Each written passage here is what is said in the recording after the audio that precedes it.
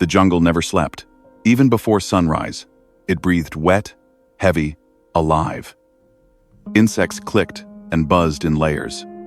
Something crawled through leaves not far away.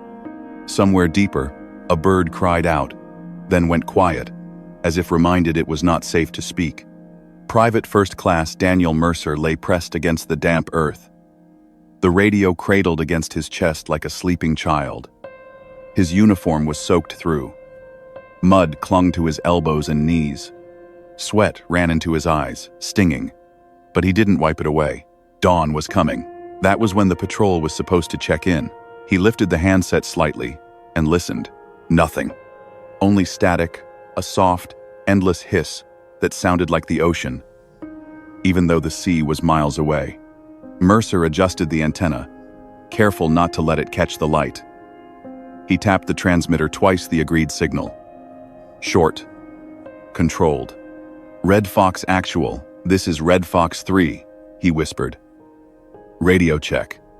Over. Static. His stomach tightened. The patrol had moved ahead during the night Captain Hale's decision. They were pushing inland faster than planned, probing Japanese positions near the ridgeline. Mercer had been ordered to stay behind with the radio, maintain contact, relay coordinates. It was supposed to be routine. He checked his watch.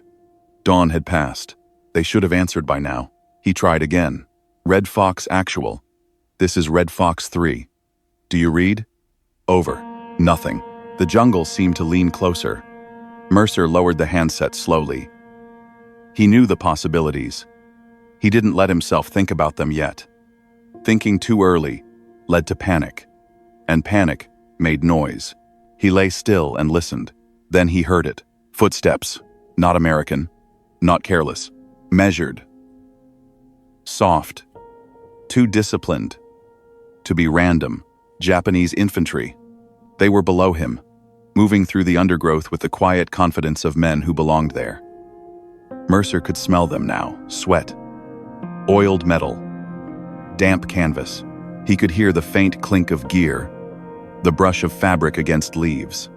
They were close. Too close. His rifle lay beside him, safety off. One squeeze of the trigger, and he could take one of them. Maybe two. Then, the jungle would explode with gunfire. He didn't move. He stayed frozen, breathing shallow, heart hammering so loud he was sure they could hear it. The radio lay against his chest, silent. By mid-morning, the heat had turned brutal. The sun climbed higher, but its light barely reached the forest floor.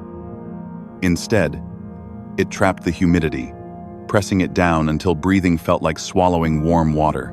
Mercer had not moved in hours.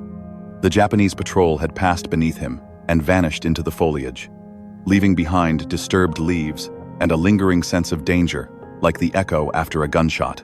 He dared to breathe again. He lifted the radio slowly, painfully aware that every movement could betray him. Red Fox Actual, he whispered, voice hoarse. Red Fox 3. Patrol did not check in. Possible enemy contact. Request instructions. Over. Static answered him. His unit was gone. Either they had moved beyond range, unlikely, or they were dead, captured, or scattered. In any case, he was alone now, deep behind enemy lines, with only a radio that no longer spoke back. Mercer thought of Iowa, of flat fields and open skies, of his father's hands, always smelling of grease from the tractor, of the way silence there felt peaceful, not like this. He wiped his eyes with the back of his hand and forced himself to think. He could run. He could abandon the radio, slip away while he still had the chance. Make for the coast. Maybe reach friendly lines in a day. Maybe two. Or he could stay. The radio was heavy, bulky, impossible to move fast with. But it was the only way command would know what was happening in this sector. Mercer remembered what Captain Hale had said before they split up. If things go bad, Hale had told him, you stay with the radio. That thing's worth more than all of us combined. At the time, Mercer had laughed. Now he understood. He waited. Hours passed. At noon, he heard engines distant, muffled. Aircraft? Ships? Hard to tell under the jungle canopy. The Japanese returned, this time closer. Mercer pressed himself into the earth, barely daring to blink. A soldier passed within 10 feet of him. Mercer could see the stitching on his boot, the dirt under his nails. The man paused. Mercer's hand tightened on the rifle. The soldier looked around, suspicious. Then, another voice called softly in Japanese. The moment passed. They moved on. Mercer exhaled, shaking. He knew then that he would not leave. Not yet. The afternoon light shifted, turning green shadows into gold. Somewhere far off, artillery boomed, not close enough to matter, but close enough to remind Mercer that the war did not revolve around his fear. He adjusted the radio one last time. If command was listening, if anyone was, this would be his chance. He scribbled coordinates in the dirt with a stick, double-checking landmarks. The ridgeline, the river bend, the narrow beach suitable for landing craft. Japanese movement was increasing. He could hear them repositioning, setting up defenses. They were expecting something. Mercer swallowed. He keyed the transmitter. "This is Red Fox 3, he said, voice steady now. "If anyone can hear me." Patrol failed to check in. Enemy infantry concentrated grid Delta 7. Defensive positions near ridgeline. Recommend naval fire before landing. He paused, listening. Nothing. He continued. Repeating coordinates. Delta 7. Enemy strength unknown but significant. I am alone. Over. Static. He waited 10 seconds. Then he sent it again, and again. Finally, he released the handset and leaned back against the tree, exhausted. If that message got through.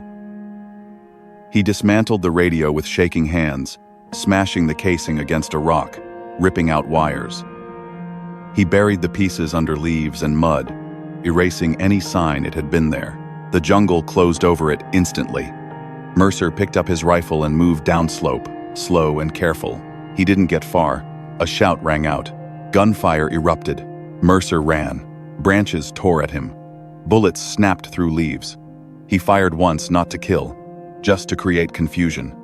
Then something hit him hard in the side. He fell. The jungle spun.